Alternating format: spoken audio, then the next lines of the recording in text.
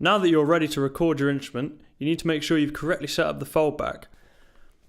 Foldback is your means of communication with your performer. You can use the button labelled Talkback to activate the in-desk microphone, which will send sound to the stage box in the live room. The lead, attached to the headphones, on the performer, goes into A in the stage box. The first change that needs to be made to the desk is the gain structure. We change this using the red gain knob at the top of the desk. Secondly, if you're using a condenser microphone, you need to activate phantom power.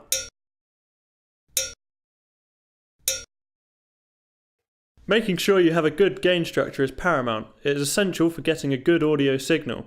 Once you've set your gain structure, you need to send the audio signal to the main mix.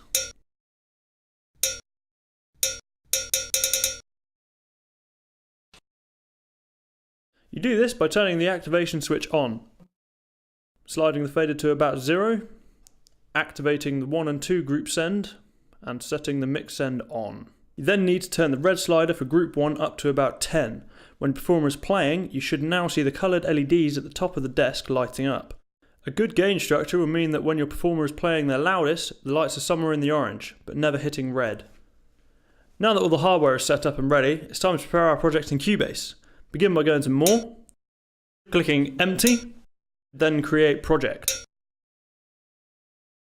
You will be faced with a screen that looks like this. You'll need to add an audio track, and we do this the same way as we add instrument tracks. Go to Project, Add Track, and click Audio Track. It's very important that when the prompt appears, you make sure that you have mono track selected. Then click Add Track. You should always rename your track to something relevant as soon as you create it. This way, every piece of audio created on that track will be named the same as the track, and this will keep things clear later on. You're now ready to hit record. You'll notice that while recording, the selected track, the record icon, and the play button are all highlighted. When you're finished recording, just hit the stop button or the space bar. You should see a waveform like the one we have here.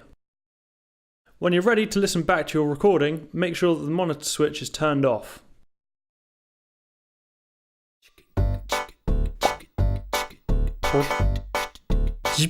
Oh, not again. Oh, man.